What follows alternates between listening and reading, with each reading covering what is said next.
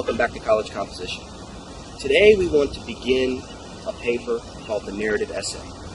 You might remember that we've called this the change structure essay through all of our sessions and examples with outlining and paragraphing up until this point. The reason we call this narrative essay the change structure is because once you learn this structure, it's one that you can take to any class that you will have in the future.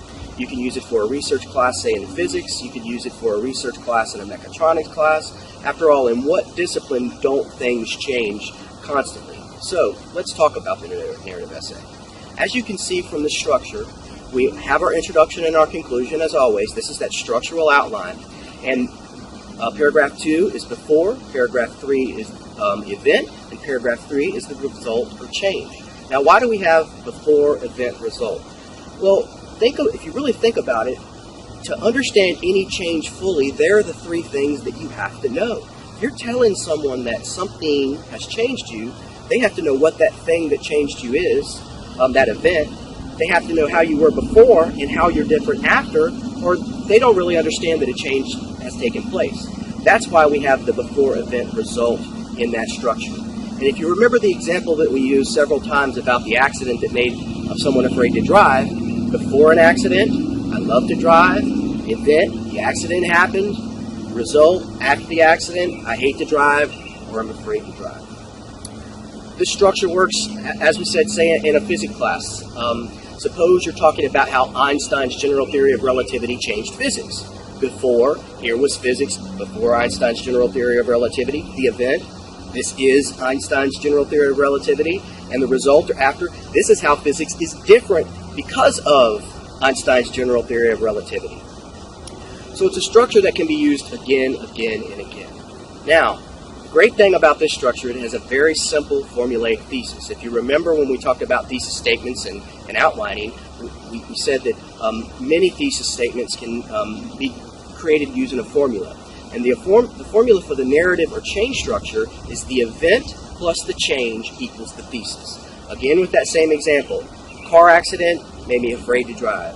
Car accident made me hate driving. And that is the thesis. Whatever the change might be, you might say you went in the military and say boot camp made me a more responsible person. Before boot camp, I was irresponsible. Boot camp happened. As a result of boot camp, I am a more responsible person. Another example that a lot of people write about. Let's talk a little bit about the body and what types of details and examples are going to go in these body paragraphs.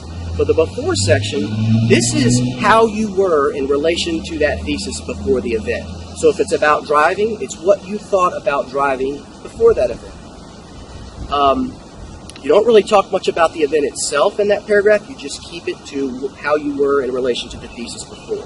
The event section, if anything at all would seem like a story, if it would, the event would. These are all the details of whatever the event was. If it was boot camp, we had to get up at this time. We ran this much. We did this many push-ups. If it's an accident, where it happened, when it happened, what it felt like, how long it took to recover, those types of things. Remember, an essay isn't a story because the thesis is what keeps it from being a story. But that event paragraph, that is the one that will have most of the details. Now, when we get to the result or the change, this is usually the opposite of the before. So this is how you felt about driving before the accident. So this is how you felt about driving after the accident. Still relating to that thesis. And they're usually opposite. Again, with the boot camp example. Before I was irresponsible, the boot camp happened. After, I'm more responsible. Now, one of the difficult things about this essay is to really keep these things separate. You don't want your sections to bleed over on each other. You don't want to put a little bit of the before in the event, a little bit of the result in the event, not even really for transition. You can use transition words for that. And as we talked about before for your topic sentences, before would be a good one for the before paragraph, and as a result of would be a good one for the result paragraph. Now, real quickly, let's get to the introduction and a conclusion. Now, we know, as we've said many times, our introduction goes from general to specific. So we open up that first folder for our reader, and we're leading down to this thesis about an event plus change.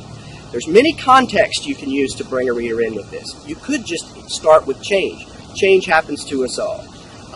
You could start with life events affect us whether we want them to or not. So it's up to you how broad you want to start.